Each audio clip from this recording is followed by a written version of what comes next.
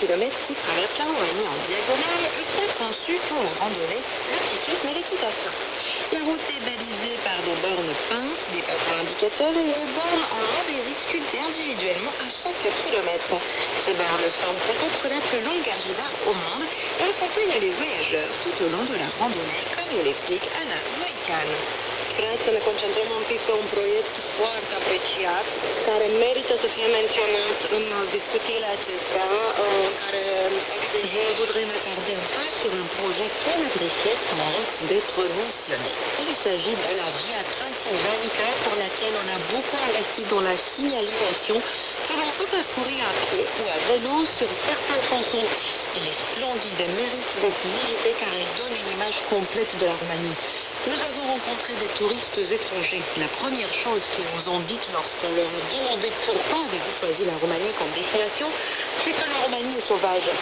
Ils ont accès à des animaux qu'ils ne voient pas seulement à la télévision ou dans les magazines, mais qu'ils voient de leurs propres yeux lorsqu'ils parcourent nos sentiers, des choses qu'ils ne peuvent pas voir dans leur propre pays. Ana Voican, promotrice du tourisme actif en Roumanie et organisatrice d'événements, explique que la plupart des touristes à la recherche de ce genre d'activité viennent des Pays-Bas, du Danemark, d'Allemagne, voire même des États-Unis. À l'ère du numérique, où nous sommes toujours les yeux rivés sur nos écrans, il est très appréciable de pouvoir déconnecter pour aimer avec la nature et c'est bien fait.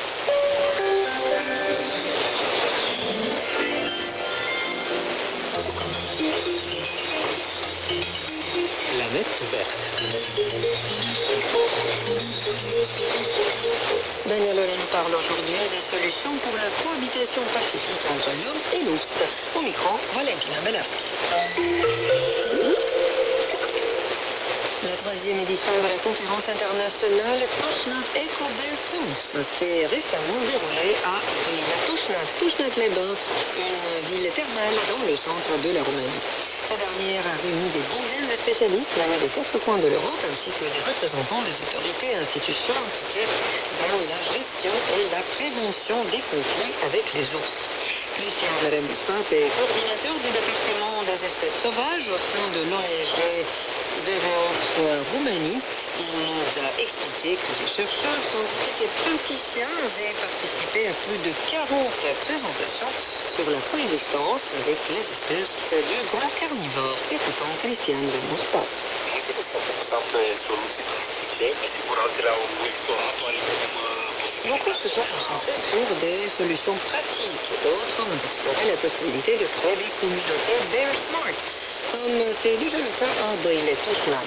Nous avons eu l'opportunité de présenter notre projet qui a débuté il y a maintenant 2 ans et qui semble déjà avoir attiré l'attention des experts étrangers. Nous avons beaucoup à apprendre d'eux, mais la réciproque est aussi valable.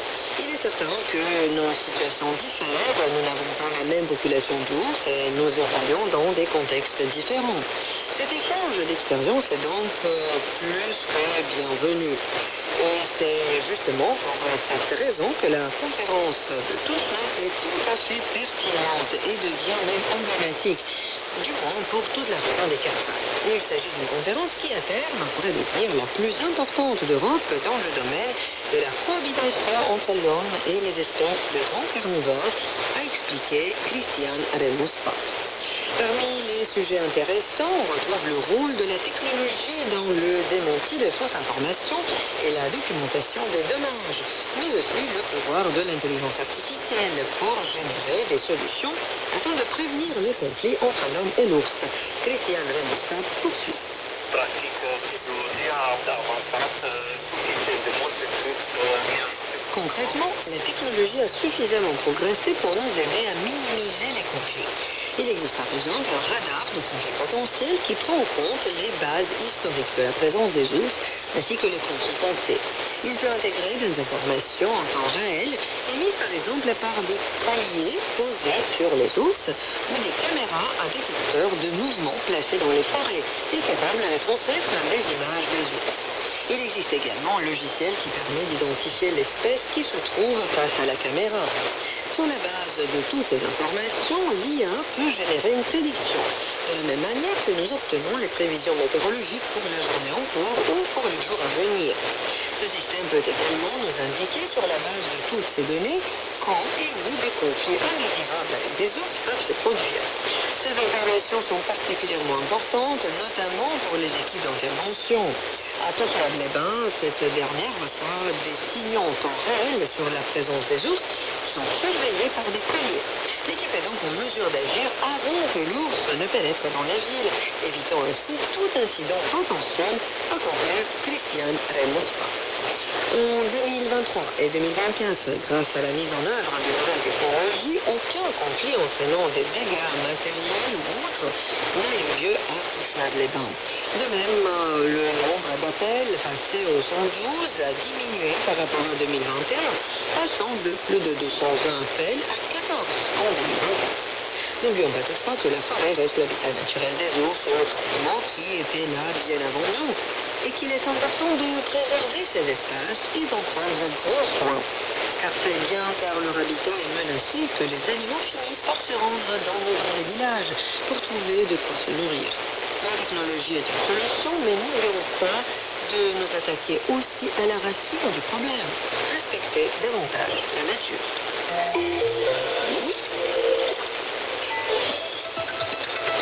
Vous écoutez Radio Roumanie Internationale.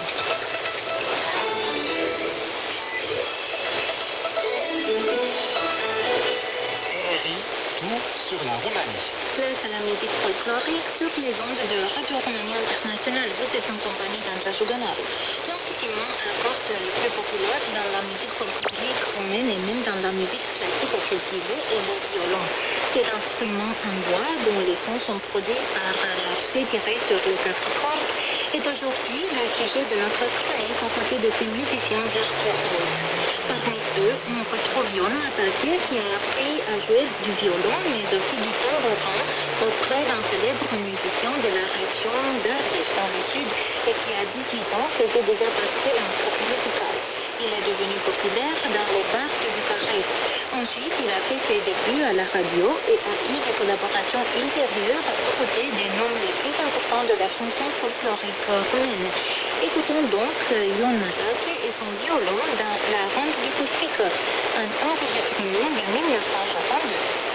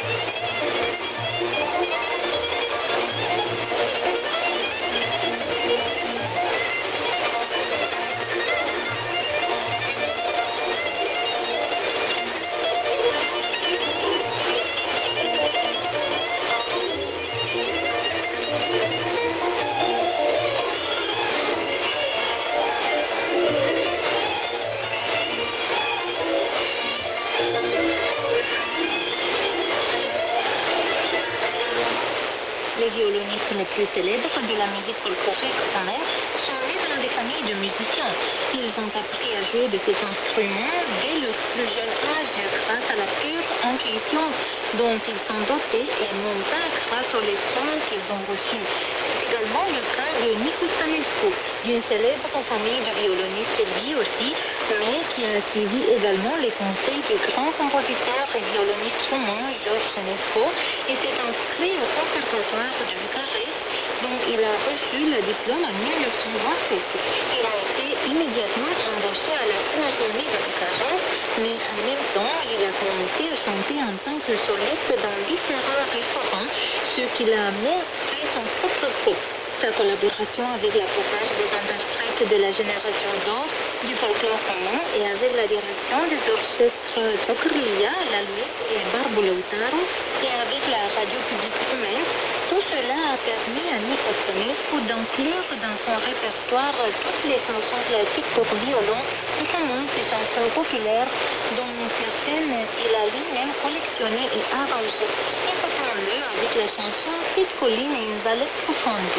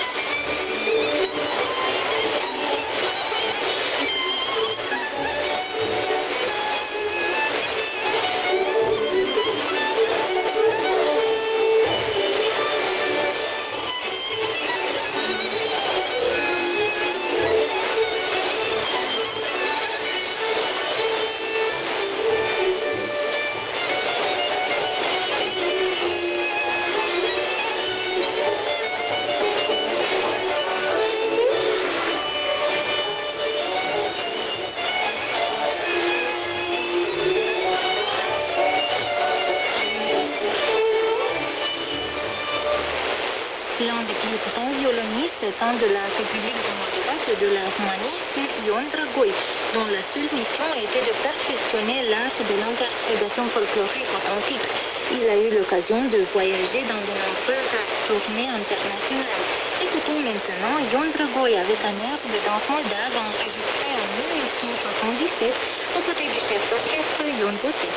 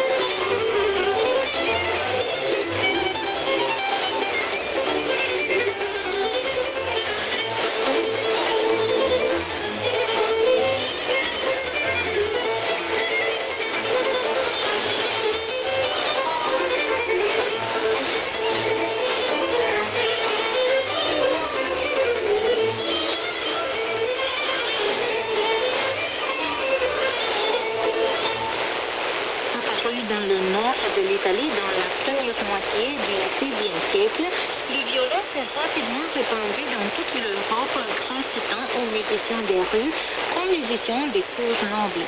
L'alto, le violoncelle et la contrebasse sont apparus plus tard pour diverses sonorités embêtiques, mais le violon, le plus petit instrument de ces familles, est le plus populaire.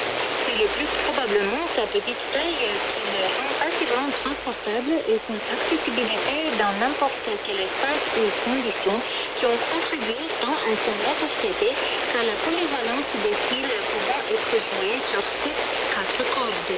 Tudor Pan a étudié cet instrument dès l'âge de 7 ans, en même temps avec l'accordéon et le piano. Dès l'âge de 6 ans, il s'est consacré entièrement au violon. 3 ans durant, il a joué au sein de l'ensemble folklorique Barbelottaro de l'Institut d'ethnographie et de folklore.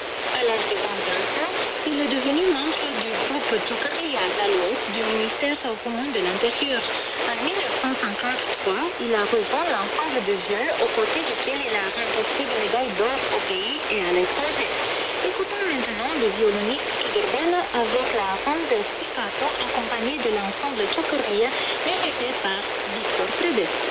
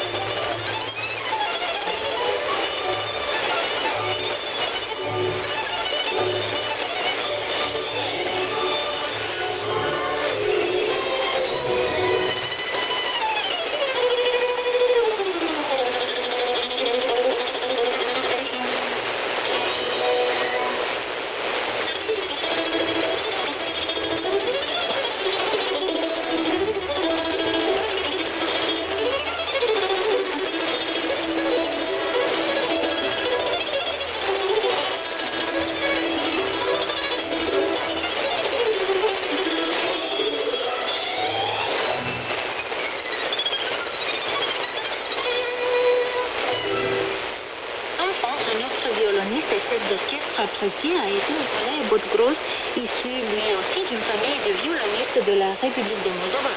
Depuis 1978, il a dirigé l'orchestre populaire Leutari de Chișinău.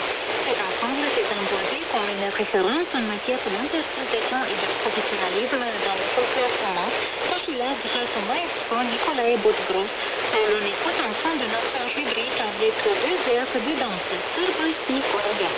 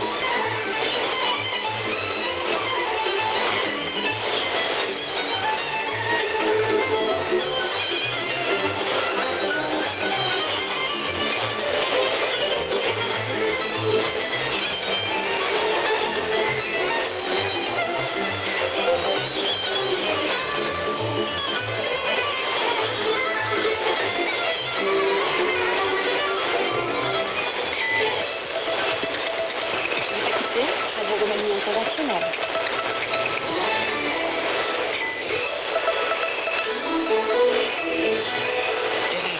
De A à Z.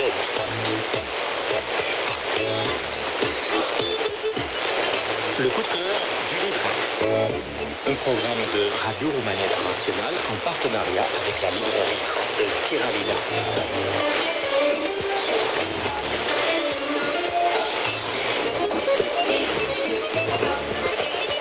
Ioana Stancescu. Diplômée d'une des écoles de commerce les plus prestigieuses et du cours Florent, Marie Casraille fait ses débuts littéraires au août dernier par le roman Couple romaine, paru chez les éditions de d'Avril. Une histoire qui emmène le lecteur en Roumanie et qui a suscité l'intérêt de Léna Diacono, gérante de la librairie française Tirania. Bonjour Elena, je suis ravie de t'accueillir sur les ondes de Radio Roumanie Internationale pour parler ensemble d'un début littéraire pas comme les autres, j'ose dire, et pour cause, nous assistons à une histoire définie où le réel et le fantastique s'entremêlent pour nous proposer en quelque sorte un récit où les coïncidences forment un conte et les secrets familiers se laissent découvrir. Alors, de quoi ce roman parle-t-il? Bonjour Johanna, justement ce roman parle de famille, de parle de secrets familiaux, c'est exactement le cœur du roman. Après évidemment quand on parle de famille, on parle d'origine, on parle de son propre devenir, la continuité du génie familial. Je pense que ce qui est important, c'est le début du roman, le personnage central, le nom de l'écrivaine, donc Marie, elle est actrice, elle a un accident. On ne comprend pas très bien si elle s'est foulée la cheville, si c'est plus grave que ça, mais dans tous les cas, cet accident peut sembler anodin, reste une crise existentielle chez elle.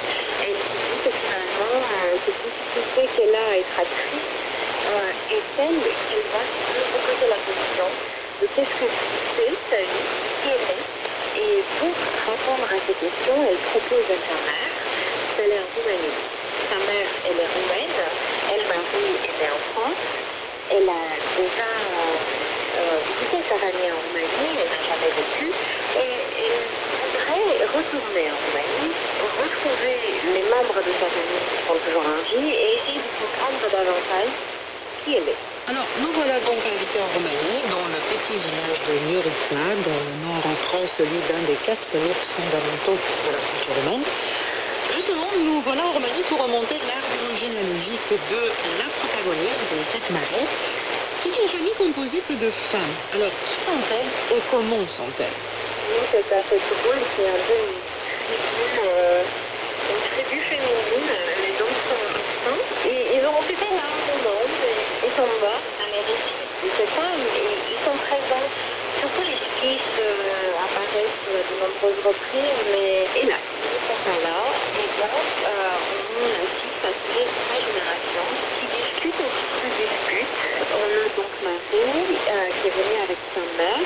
Alors sa mère a un double nom.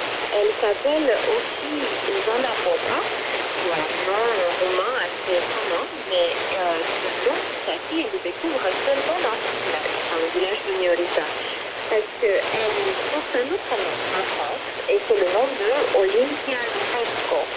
Donc elle a une identité qui montre bien en fait toute la fantaisie que cette femme a mis dans sa vie, dans la construction du récit de sa vie, et ce qui nous fait comprendre aussi pourquoi sa fille a tant de difficultés à savoir qui elle est, à savoir qui. On a la mère de Jeannin, Olivia, donc la grand-mère de Marie.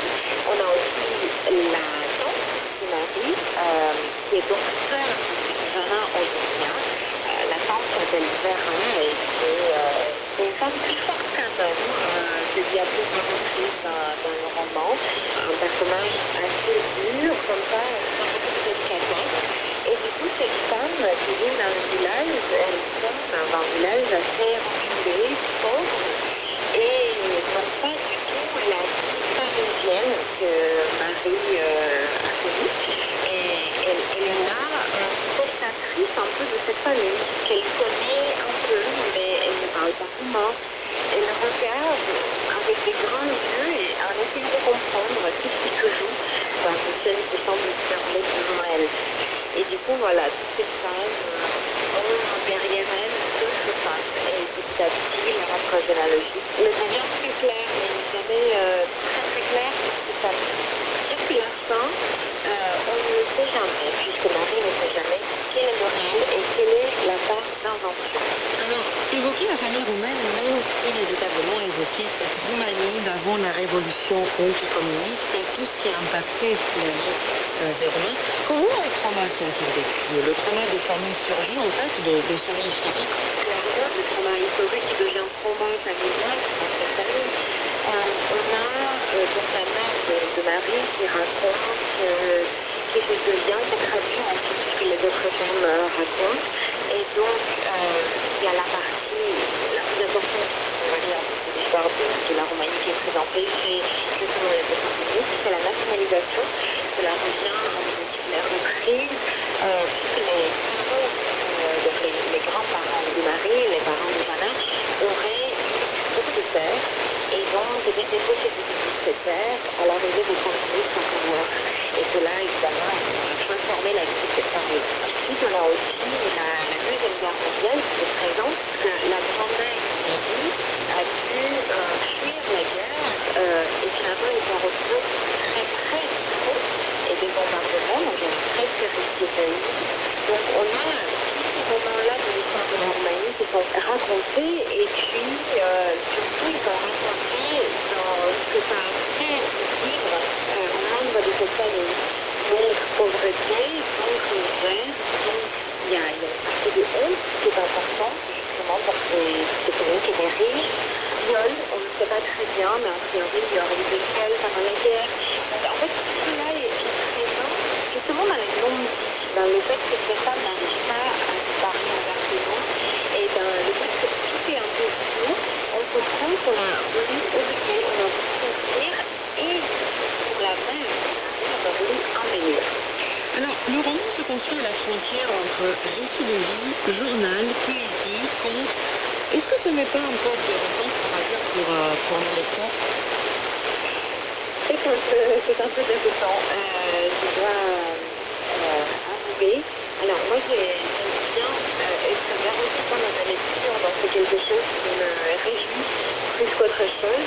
Moi je me suis dit à plusieurs moments en lisant, est-ce que je retourne en arrière pour lire, voir comment je suis arrivée à ce moment précis où en fait je ne sais pas exactement où je suis, est-ce que c'est un souvenir, est-ce que c'est un rêve, une imagination, Marie qui parle, et à chaque fois je me suis dit non en fait, je préfère aller avec le récit. C'est un peu comme, je ne sais pas, un ami me raconte quelque chose, c'est un peu détendu.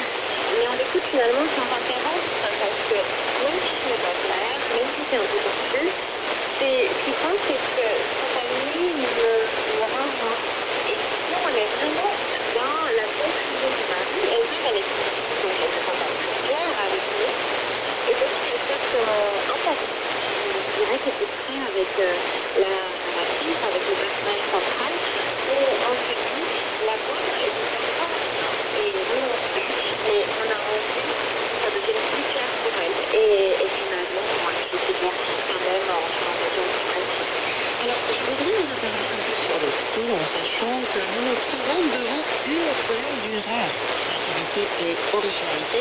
Dès le départ, la narratrice m'adresse au lecteur par tu, en créant une sorte de complicité. Voici un extrait du texte. Elle me fait mémoire de ses souvenirs morcelés, de ses instituts avortés dont je suis la dépositaire éphémère, incapable d'en saisir les détails qui me permettraient d'en faire une histoire qu'à mon tour je pourrais transmettre. J'ai la sensation d'ouvrir un cadeau, d'offrir un rebond et de découvrir les yeux ondulés, une poupée si terriblement éclatée que je ne peux consentir des morceaux, saigner des mains, écouter leurs éclats qui tentent et s'entrechoquent, jouir de leurs reflets et tenter de recoller le miroir et mes échos ne sont pas brisés. Qu'est-ce qu'on pourrait dire donc de l'écriture de Marie Cavral? C'est une écriture surprenante, en fait, c'est son récit. C'est dense, c'est rempli d'images, et c'est aussi fait de rupture. Le fragment que tu viens de me lire est certes représentatif, mais il y en a d'autres de plus différents. On a plein de groupes qui composent le miroir, ses reflets. Il y a des poèmes qui sont faits en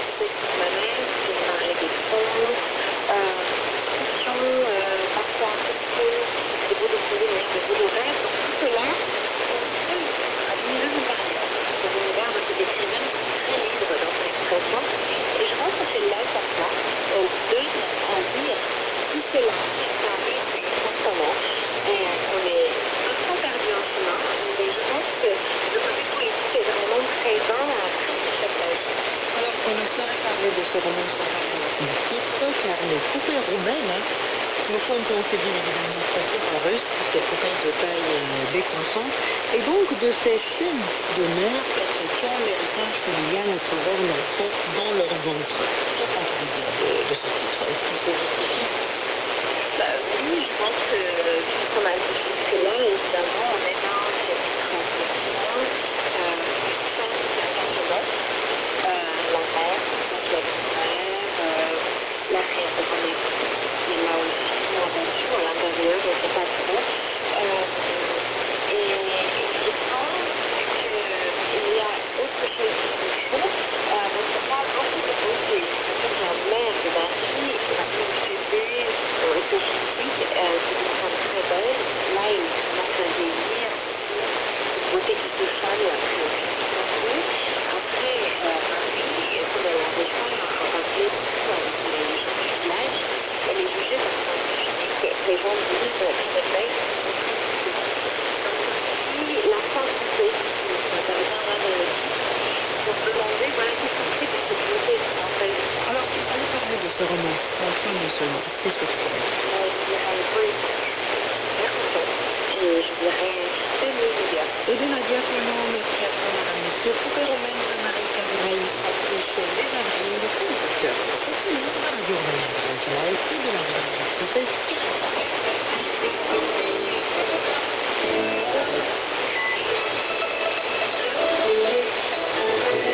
C'est la fin de cette émission sur Radio Romaine Internationale. Merci de m'avoir suivi. À très bientôt.